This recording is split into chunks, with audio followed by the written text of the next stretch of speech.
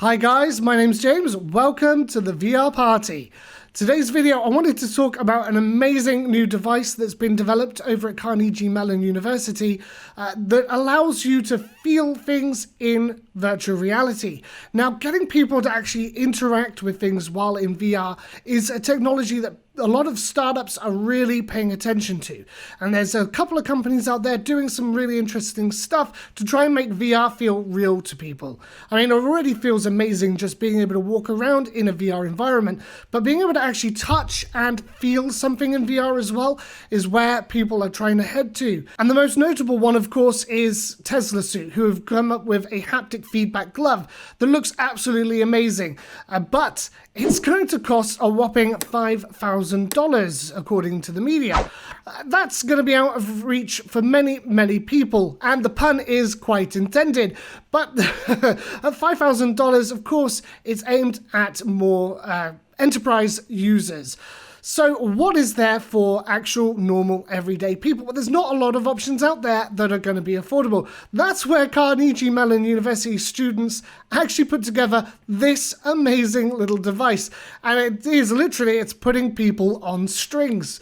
So like a puppet master, this thing attaches to your shoulder, and using strings, it's actually able to lock itself in place to make it feel like you've actually touched something. So it does require a video feed into the headset. Well, now the Oculus Quest already has that ability in there for hand tracking, so there is probably a way that they're able to do this in the future and have the device use the built-in hand tracking to see where your hand is and then lock the strings in place for your hand so you feel the object in space in front of you.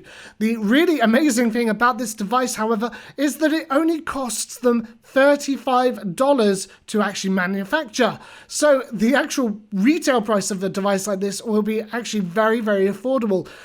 So I'm really excited to see where this goes, and I definitely would love to have a try of it. The push to actually make VR super interactive is only going to help to make the experience more immersive, and definitely it's going to be something that people are going to really enjoy being able to do. And I think that once we get to that stage where we can actually interact with things, the possibilities of what you can use VR for are going to be literally endless. If we just take a look at the video for this tool, it is absolutely amazing.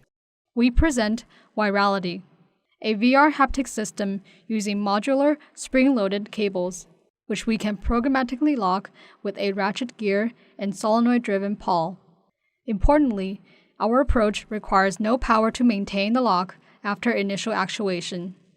This is very energy efficient, important for untethered VR experiences. These can be fast-acting and spatially accurate. Each module is responsible for limiting 1 degree of freedom on the hand. With many modules acting together, Virality enables complex haptic interactions, such as touching planar and curved surfaces, the wrapping of fingers around virtual railings and poles, as well as touching irregular objects and surfaces. By tethering to the shoulder, we leverage the upper body mass of users to simulate heavy and fixed objects.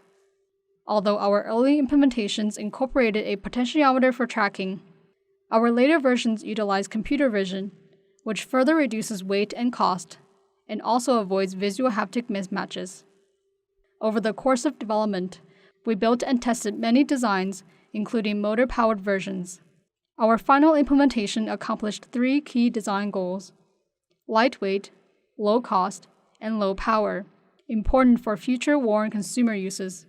Virality could be used to enhance many interactions in virtual reality, including walls and boundaries, large and heavy objects like furniture and appliances, interactive elements like buttons and touchscreens, and non-player characters.